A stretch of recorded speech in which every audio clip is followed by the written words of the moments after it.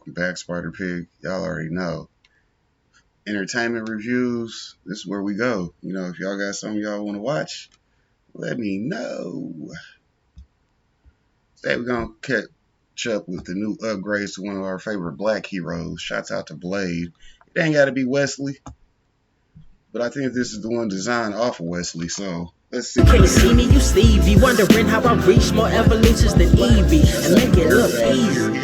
What is up, Earth's mightiest subscribers? It's Blur Without Fear. Welcome back to the channel. All right, today's video, we're going to be talking about Blade number 8, written by Brian Hill, with art by Elena Casagrande, and color by KJ Diaz. It's been a while, but here we are, back with another round of Blade. 3 issues have dropped since I last covered him, so let's dive in. For one, Blade is now more powerful than ever. Well, that would be if not for Jason Aaron's Avengers and some inconsistent writing from Marvel Creative over the last few years. In the issue of Blade number 6, Dracula teaches Blade how to harness his vampire powers in ways that he's, quotey fingers, never done before. He teaches him how to become Mist. This is a big deal, and yet not at the same time, because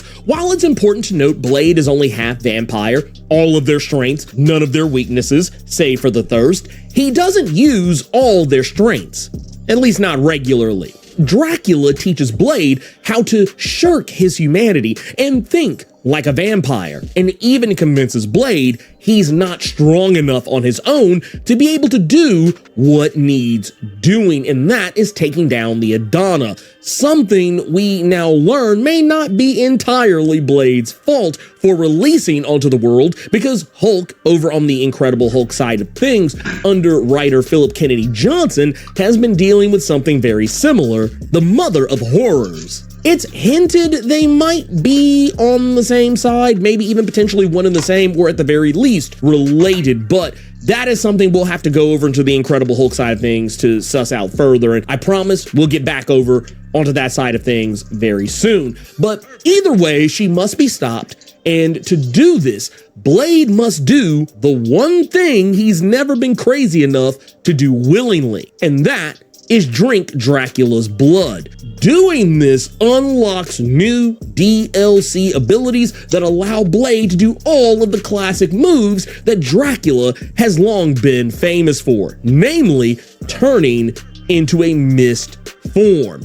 Not only that, in issue number 7, we learn he can take on the form of a wolf. Now, we don't see him use the power to turn into a bat, like is often depicted with vampires, more specifically Dracula, but it's not to say that he can't do it. We just haven't seen him do it yet. But if he can do the mist form and the wolf form, it's very safe to assume he can turn into a bat. That is not anything that would be revolutionary either, because if you've ever kept up with Jason Aaron's Avengers or seen my previous video breaking down Blade in his entirety, and if you haven't, you can check it out up here, but Blade has turned into something very similar before. During the Heroes Reborn story arc, which kind of takes place towards the end of Jason Aaron's Avengers run, we see Blade turn into something very similar, an alternate form where he possesses wings and bat-like features and is more of a red and black demonic shape that we don't really associate with Blade. We've seen him do this before. Not only that, the whole idea of him turning into mist shouldn't be that much of a mystery either, considering that over in Jed MacKay's Moon Knight series, we've witnessed him teach Moon Knight confidant Reese, a 19-year-old woman who is a vampire herself. He teaches her how to turn into mist, almost if he knew how to do it himself. Now, once again, that issue of Moon Knight takes place before this Brian Hill written series, but it's just one of those deals where we have seen Blade do certain things in the past that sometimes I feel like writers tend to not either know about or just choose to ignore entirely, so I don't know. I feel like this is not that big of a deal for Blade, but it is a big deal at the same time for the simple fact that maybe this time it'll stick. Another power that Blade could gain from having drank Dracula's blood is that he could learn how to create blood zombies, something that even Blade says he didn't know that Dracula could create at the very beginning of issue number 6, where he learns how to turn into mist. If he's going to gain some of Dracula's other abilities, that would be a handy one to have. Could you imagine Blade having an army of blood zombies, or hell, even blood clones of himself working alongside him as he's taking down, quotey fingers, suckheads? Now, getting back into it, while he has hung out with the big green guy in his own series, helping him save the young man possessed by demons, he's now seeking the help of another former ally, and you could technically even call a frenemy, and that is the sister of Damon Hellstrom, Satana. He's asking her for help because he needs to go to hell to find something to help him take down the Adana once and for all. The Lightbringer sword just isn't enough, and the only way into hell is to be dead, unless you know an all-powerful magic wielder who can just send you there without a lecture, and that would be Satana. But why go to hell? It's to get an army. This is something that happened in Blade number 7, where he let a demon who was possessing the young man take him over instead. And while he was connected to that demon, he learned of a method that could potentially help him against the Adana, and that was amassing an army of the dead. So he's going to pull a move that many who are fans of Lord of the Rings, both the books and films, criticize for not being utilized, which ultimately would have been a dumb idea in the first place, since, you know, Sauron is a necromancer, and that is amassing an army of spectral ghosts. But here, it may actually work out. Despite the Adana having mastery over monsters and demons herself, she does seem to have mastery over ghosts. It might not be the smartest move, but who knows? Maybe these ghosts are built different. But Blade doesn't walk away with the ghost army that he came to hell to get. What he is gonna get is the help of one ghost. The ghost of the very man he killed in Blade number 1, Draven. The same man that Blade killed in Blade number 1, who was supposed to be the one destined to kill the Adana himself. And he is in hell right now with Blade. Not because he died and went to hell. No, he did die, but he sent himself to hell willingly, even though he wasn't fated to go there, because he was trying to find some method to take down the Adana and send that to Rotha, who just so turns out to be his actual family. Now, I know in the first issue we talked about this, you know, them being related, but at the time it kind of seemed like one of those things like, oh, they're referring to him as Rotha's brother because it's some kind of a ceremonial thing, a kind of cult-like thing where you say, oh, this person is brother this person is sister that, I see this person as my brother, so on and so forth. But here we learn they actually have a familial tie, one that is not ceremonial, but because Draven is Rotha's father. And it all makes sense if you go back to earlier in the issue, where Tulip is referring to the fact that Rotha seems to look at Blade as though he's some sort of a father figure in the absence of having one herself. And now we can kind of see how this connection is going to make for some interesting interactions and conversations later on, because Blade, now face to face with the ghost of Draven, they will now team up, with Blade having snatched Draven's soul from hell and brought it back to the prime material plane. They are going to work together alongside Rotha, and presumably Tulip might be just along for the ride to face off with the Adana once and for all. Now, I do want to point out something that I feel is a little bit of a writing inconsistency here. And, you know, once again, I know I talked earlier about how Blade is depicted having obtained powers that he seemingly had before, but there's one that's in terms of where items are in respect to where we have seen them last. At the point where Blade is talking with Draven, when Draven brings up that a weapon that could potentially hurt the Adana, that one being the Lightbringer, the sword that was literally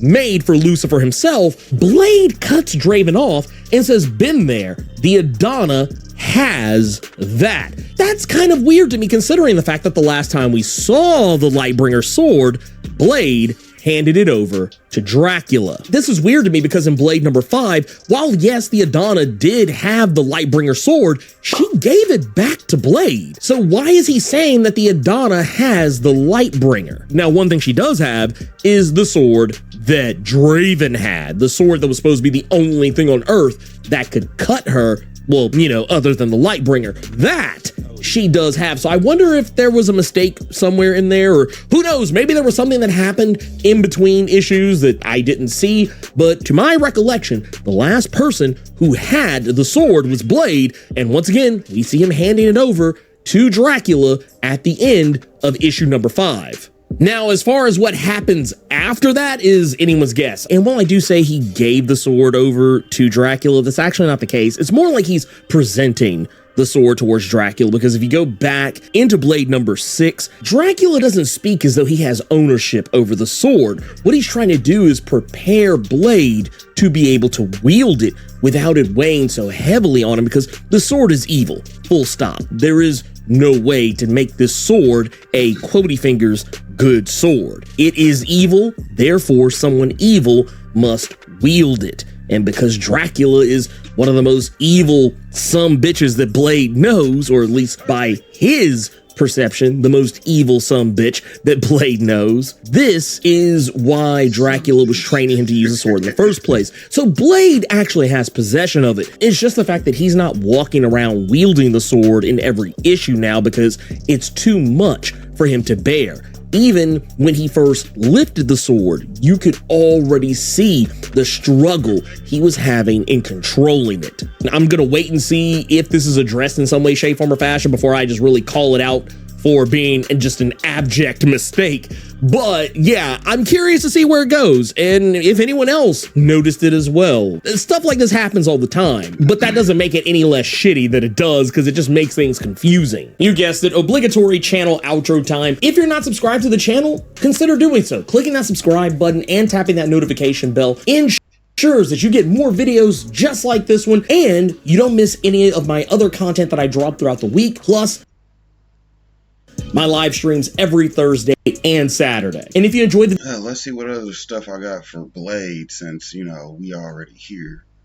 Y'all might as well, you know, grab some popcorn, roll up. Y'all already know it's a Spider Pig. I ain't gonna play with you. We gonna give y'all some work today. We gonna get some work today. I know I got something else on Blade in here too, so that'll give me a chance to clear out some of this.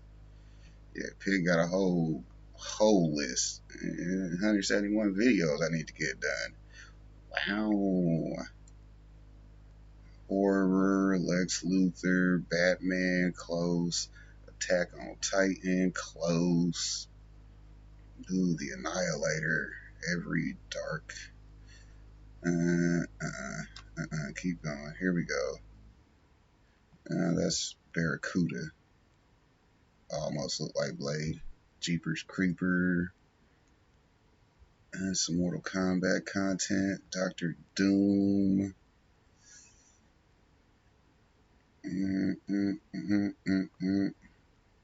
Marvel. Venom. We got an Eddie Griffin comedy in there. I need to do that quick. Magneto. Frank Lucas. All the Breaking Bad scenes. Damn. Some Charlie Harper. I'm past the part where I should have seen that Blade video, so maybe I already did it. I don't think I did it though. It might have just got moved around. But we almost to the bottom of the list. Or are we? Nope. It keeps going. Dr. Fate. Donnell. Shouts out to Donnell. Very mature there, Rondell. Yeah.